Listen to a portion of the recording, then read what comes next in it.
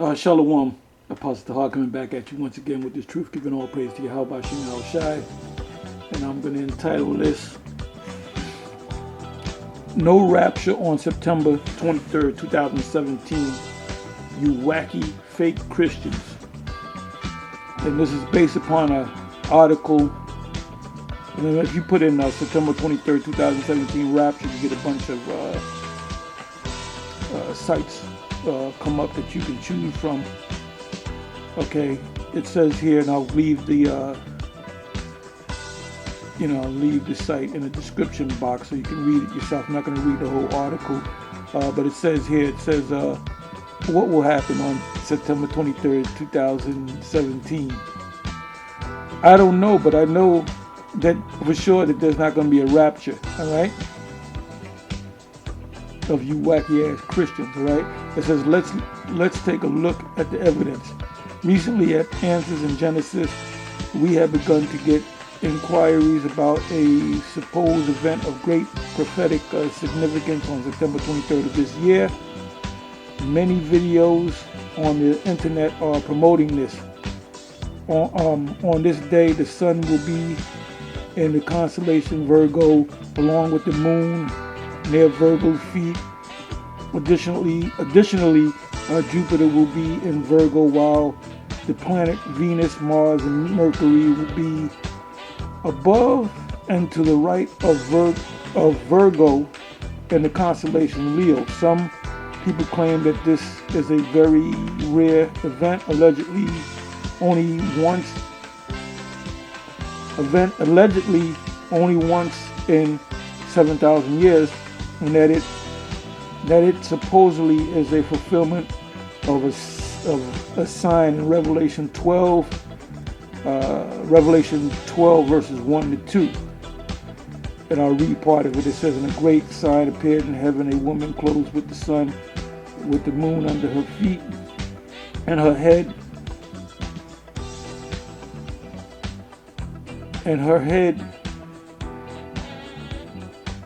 her head a crown of 12 stars. She was pregnant and was crying out in birth pains and the agony giving birth."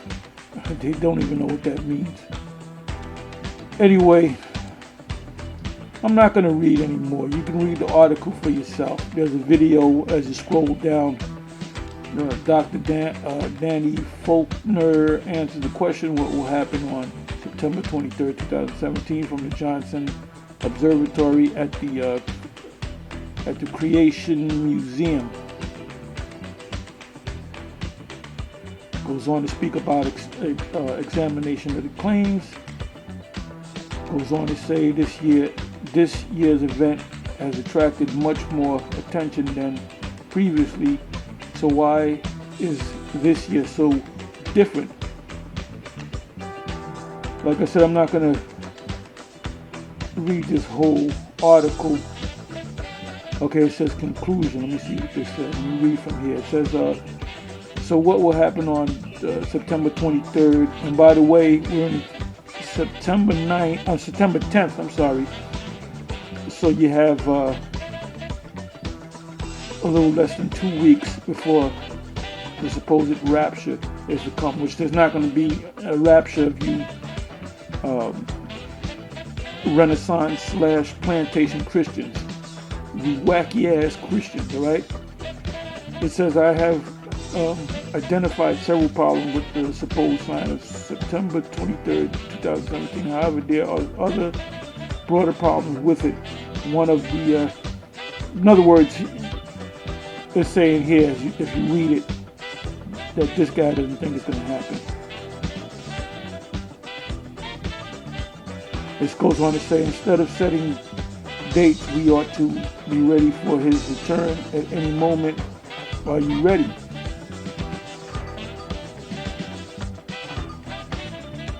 And that rapture nonsense.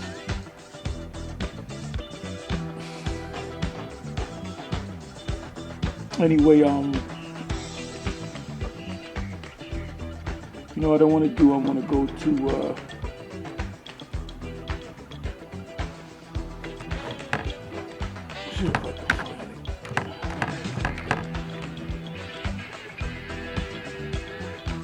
bear with me for a minute.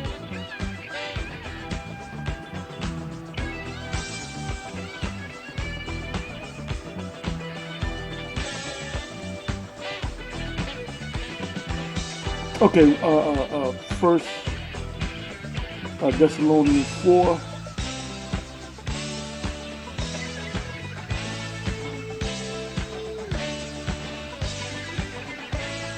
Okay, let's start at 13. It says, but I would have you to be, but I would not have you to be ignorant, brethren, concerning, and this is the Apostle Paul talking to the Israelites up in Thessalonica, them which are asleep, meaning that died, that ye sorrow not, even as others which have no hope. For if we believe that I'm gonna read it verbatim, Jesus died and rose again, even so them also which sleep in Jesus. I'm using the word Jesus. Jesus, no such word as Jesus. They wouldn't call him Jesus back then. There was no such thing as the letter J back then. That was the letter J came about in the 1700s. Or the late 1700s, early 1800s. It says, will God bring with him? 15 verse. For this we say unto you by the word of the Lord, that we which are alive and remain unto the coming of the Lord shall not prevent them which are asleep. Asleep means dead. It says, for the Lord himself shall descend from heaven with a shout. You got some people that believe, such as William Bell, that this took place in 70 AD. No, this didn't take place yet. It's getting ready to take place in the future. It says, for the Lord himself shall descend from heaven with a shout, with the voice of the archangel, and with the trump of the Most High of God, and the dead in the Lord shall rise first. And this is what they use, one of the scriptures that they use to back up this rapture thing. They said that we which are alive and remain shall be caught up together with them in the clouds to meet the Lord in the air, and so shall we ever be with the Lord. Wherefore comfort one another with these words. So this is one of the scriptures, the main scriptures that they use for this rapture thing. And the rapture, when you look up the word rapture is not in the scriptures, but the word rapture means to take, take into possession. Anyway, I'm going to go to one more scripture.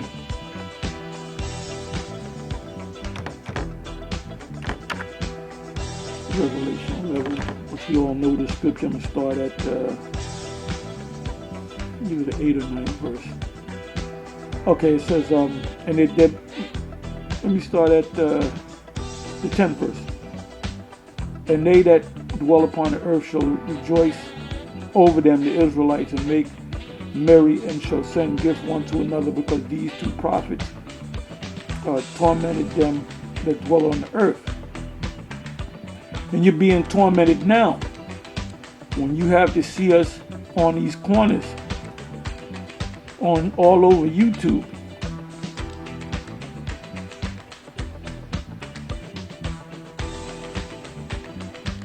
The word for torment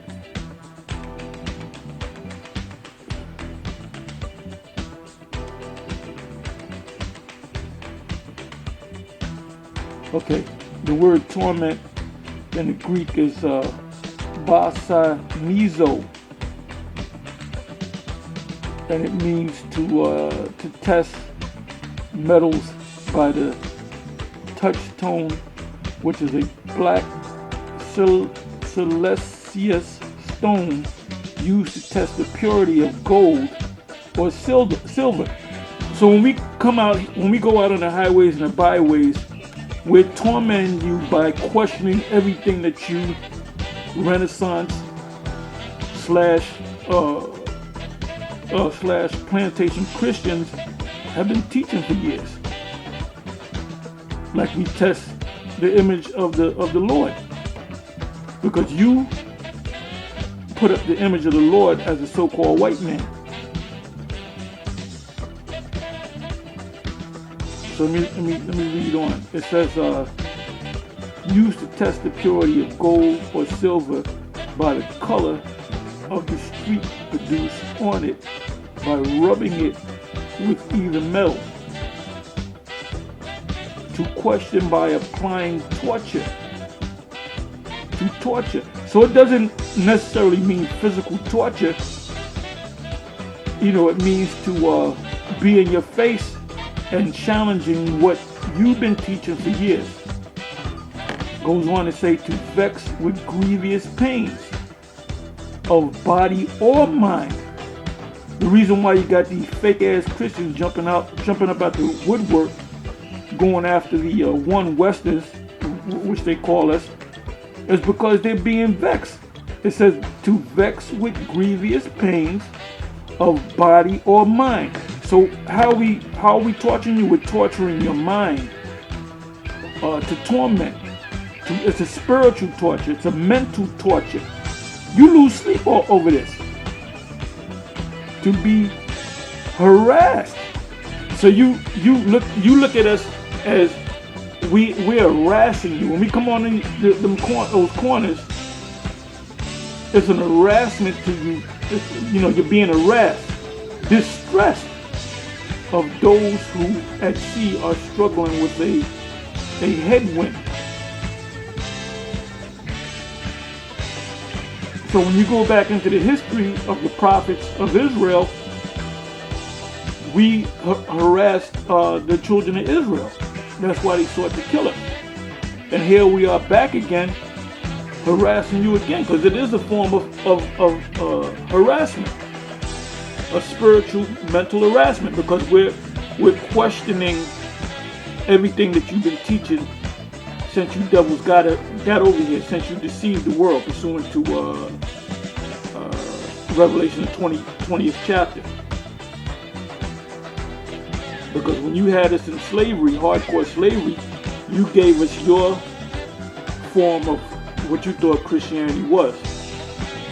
So here we are throwing that back in your face and challenging everything that you taught. So it's a mental torment to you.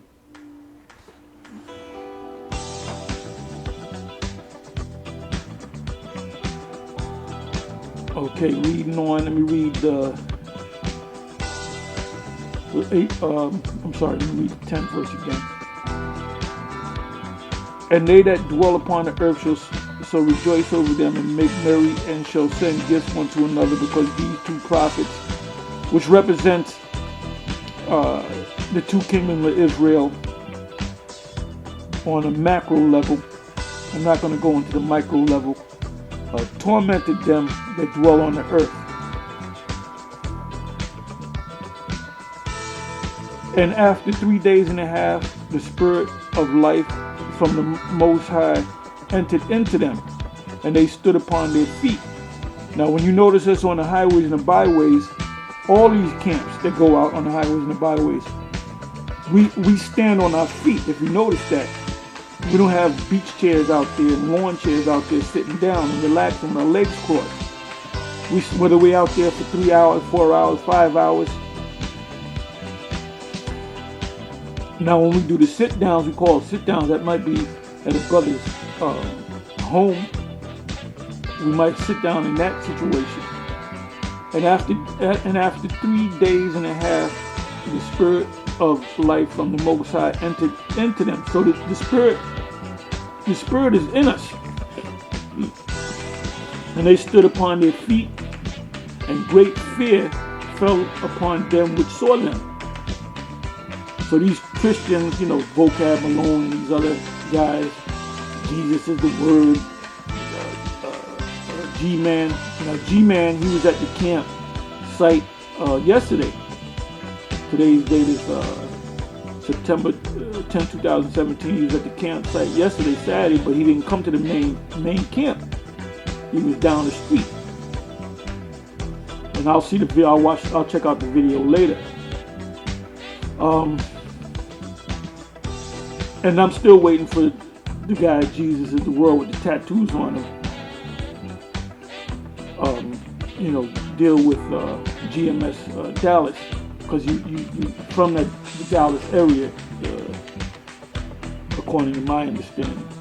And anyway, it says, and they heard a great voice from heaven saying unto them, and this is getting ready to happen, the elect of Israel, come up hither, and they ascended up to heaven in a cloud, and their enemies beheld them. So if you want to talk about a rapture, the rapture is going to take place in the Most High's time, when he has the exact day and hour when he's going to come and rapture us. I use that word, rapture us, and the people that will be taken up will be Israelites, the elect of Israel.